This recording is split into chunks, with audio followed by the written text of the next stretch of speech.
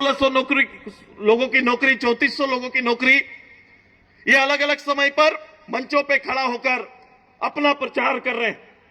और मैं देखता हूं योग्यता वाले नौजवान मजबूरी में जिन्होंने अपने योग्यता से उस पद को हासिल किया है, उन्हें लगता है कि सरकार ने उपकार कर दिया। ये वही पद है जिसकी संख्या की गिनती पिछले 7 साल 8 साल से किया जा रहा है। ये 2014, 15, 16, 17 से चर्चा चल रही कि प्रदेश के अंदर में 2 लाख पद खाली।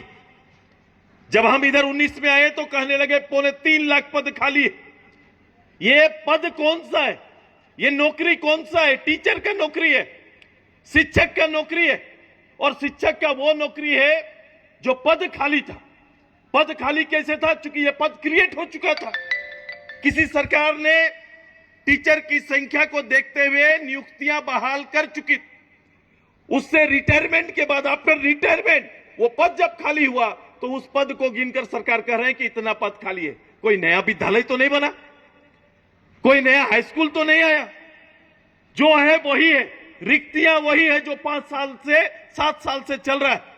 और उसी रिक्तियों पर कभी कभी पर 1400, 1500, 1600, 2200 नौकरी देकर ये सरकार इतराती है और लगती है कि सरकार एहसान कर रही है। इस पर ध्यान दीजिए कि सरकार ने 1400 लोगों को नौकरी दिया। अभी अभी हमारे शिक्षक की बहाली हुई, अभी अभी शिक्षक की बहाली हुई। आप उनको देख लो। पारा टीचर को सरकारी रूप से एक वेतनमान पर ले जाने की तैयारी इनकी थी, जो पूरा ना कर पाए। लेकिन अभी अभी जो बहाली हुई है उसका ग्रेड पे थोड़ा देख लीजिए। वो सभी मजबूरी में सर्टिफिकेट ले रहे हैं और सरकार को बोल रहे हैं कि ग्रेड पे क्या है। ग्रेड पे पिछले जो टीचर बहाली से छोटा कर दिया, कम कर दिया। और देखिए इनका फलाफल उनके रिटायरमेंट तक पड़ेगा। और हम ये कहते हैं कि ये सभी टीचर संगठित होंगे और इसी सरकार के खिलाफ हल्ला बोल करेंगे अपना अधिकार के लिए। 6 महीना के बाद आप देखिएगा। वो मन में कह रहे हैं, चूंकि ले रहे हैं दादा सर्टिफिकेट, लेकिन लड़ाई तो जारी रहेगा इनसे, क्योंकि ये ठगने का काम किया। शेष लोगों के लिए मैं कह रहा हूं 40 लाख नौजवान के हाथ खाली है। अगर 40 लाख नौजवान के हाथ खाली है, 3 लाख नौकरी पूर्ण भी कर देते तो शेष का भविष्य का क्या है? क्या ब्लूप्रिंट है? कैसे शेष के हाथ में रोजगार आएगा? कैसे नौकरियां दी जाएगी? ऐसा कोई तरह का कार्यक्रम प्रदेश के अंदर नहीं है। यह सबसे बड़ा विषय है प्रदेश के अंदर में। और सरकार खड़ा होकर सादे रूप से झूठ बोल देती है। सरकार के मुलाजिम झूठ बोल देते हैं। यह परंपरा चल गई, इसको इन्होंने परंपरा बना दिया है। और ऐसी परंपराओं को अगर स्वीकारता मिल जाए तो इस प्रदेश की दुर्दशा आप आकलन नहीं कर सकते हैं। इसी बीच सबसे बड़ा प्रहरी के रूप में काम करने की आवश्यकता हमको और आपको है। बड़े दिन से ये बात चल रही थी। अभी एक विषय बड़ा गर्म है कि भाई पंचायती राज व्यवस्था के अंदर पैसा एक्ट को लेकर आया गया, सरकार ने इसको लेके आया। ये वास्तविकता क्या है? इस नियमावली को लेकर कोर्ट लगातार फटकार लगाता रहा, कोर्ट लगातार कहता रहा। कोर्ट ने एक अंतिम तिथि दी, तब सरकार एक नियमावली बनाकर सामने लेकर आई। भाई लेके आई, धन्यवाद। आपने कम से कम पंचायती राज व्यवस्था पैसा एक्ट के अंदर एक पंचायत को चलने, ग्राम सभा को एक ताकत देने का पहल किया। अब उसमें देखिए, उसमें सरकार और सरकारी पदाधिकारी, सरकार के मुखिया उसी समाज से आते हैं, अनुसूचित जनजाति से आते हैं। और उनका निर्णय देखिए कि जिस व्यवस्था से आदिवासियत का परिचय बनता है, हमारा रूढ़िवादी पूरी व्यवस्था से एक चतुराई से उस व्यवस्था से उसको हटा दिया गया, विलुप्त कर दिया गया। मतलब ट्रेडिशनल सिस्टम के लिए तो हम जाने जाते हैं, हम ट्राइब ट्रेडिशनल सिस्टम के लिए हमारा परिचय है, लेकिन उसे समाप्त कर दिया। इतना ही नहीं किया, बोले हम अधिकार देते हैं कि हम अधिकार देते हैं कि ग्राम सभा को हम अधिकार देंगे कि थाना का अधिकार, जल का अधिकार, जमीन का अधिकार, जंगल का अधिकार देते हैं। भाई केवल कैबिनेट के फैसले मात्र से कानून बदल जाएगा क्या? ऐसा होगा क्या, बता दीजिए। अगर कोई भी आज जल जंगल जमीन के लिए कानून बना हुआ है, जमीन का प्रबंधन कैसा होगा वो एक्ट है। एक्ट को जब तक चेंज नहीं करेंगे, जंगल के एक्ट में अगर ये पेशा के अधिनियम के तहत बदलाव नहीं लाएंगे तब तक कुछ नहीं हो सकता है। आप किसी दरोगा को किसी के गिरफ्तारी से रोक ही नहीं सकते हैं। किस शक्ति के साथ रोकेंगे? क्योंकि आईपीसी में आपको अधिकार दिया ही नहीं हुआ है। जब तक उसको चेंज नहीं करेंगे ये कभी भी प्रभावी नहीं हो सकता है। ये सरकार ऐसे ही करते रही है। ये सरकार सारना कोर्ट को लेकर रही की, आरक्षण को लेकर रही किया, जितने भी इश्यूज थे, जितने भी महत्वपूर्ण एजेंडा थे राज्य के, सभी के साथ इसी तरह भावना से खेलने का काम किए। अब इन पर विवेचना, आलोचना और प्रचार प्रसार की आवश्यकता है। मैं अपने संगठन के, पार्टी के पदाधिकारियों से इस बात से अनभिज्ञ होने से काम नहीं चलेगा कि सरकार की चतुराई, सरकार जनता को किस रूप से छलने का काम कर रही है। इससे अगर आप अनभिज्ञ रहेंगे तो एक बड़ा वर्ग ठगा जाएगा। इसलिए आपको सजग रहना पड़ेगा। पॉलिटिकल कार्यकर्ता केवल वोट का वाहक नहीं, पॉलिटिकल कार्यकर्ता समाज के एजेंडा का भी वाहक है। और मैंने कहा कि हमारा चुनाव रूपी राजनीतिक एजेंडा नहीं है, बल्कि झारखंड के समाज को मजबूत करना और उसे आगे ले जाना और श्रेष्ठ जगह पर झारखंड को स्थापित करना, यह हमारा दायित्व है और इस दायित्व को हम सब मिलकर निभाएंगे। इसके लिए जानना जरूरी। ग्राम सभा मजबूत कैसे होगा, ग्राम सभा में शक्तियां बहाल कैसे होंगी, ये कैसे लागू होगा। अंततः डीसी कलेक्टर को शक्तियां दी गई है तो कलेक्टर किस शक्ति का उपयोग करेगा, कि वो किस शक्ति के उपयोग से ग्राम सभा के विषयों पर निर्णय देगा, ये उल्लिखित नहीं है। बहुत सारी चीजें हैं, डिटेल करके हम वर्कशॉप पार्टी के अंदर होना चाहिए, कार्यकर्ताओं के अंदर होना चाहिए, हमारे सारे गांव और ग्राम सभा में बैठकर आलोचना होना चाहिए। एक दौर चलाना होगा। अगर सिल्ली विधानसभा की बात करें, ये व्यवस्था पूरे राज्य में ले जा रहे हैं हम लोग। जो व्यवस्था आज हम लोग ने यहां किया है, कल कांके विधानसभा का है, परसों खिजरी विधानसभा का है, फिर पूछ त्योहार के बाद लगातार हर विधानसभा में हम लोग जाएंगे। लेकिन इस विधानसभा का दायित्व बनता है, जो मेरे आदरणीय मुखिया जी है, जो मेरे आदरणीय जिला परिषद है, ग्राम प्रधान है, इन सब के बीच में पंचायती राज एक्ट को लेकर, चूंकि सरकार ने एक पढ़ाई बीच में पढ़ाया, सरकार ने पेशा पर अपने तरीके से लोगों को जानकारी दिया, लेकिन अब पेशा एक्ट और वर्तमान सरकार के नियमावली दोनों को सामने रखकर समाज को बताना पड़ेगा।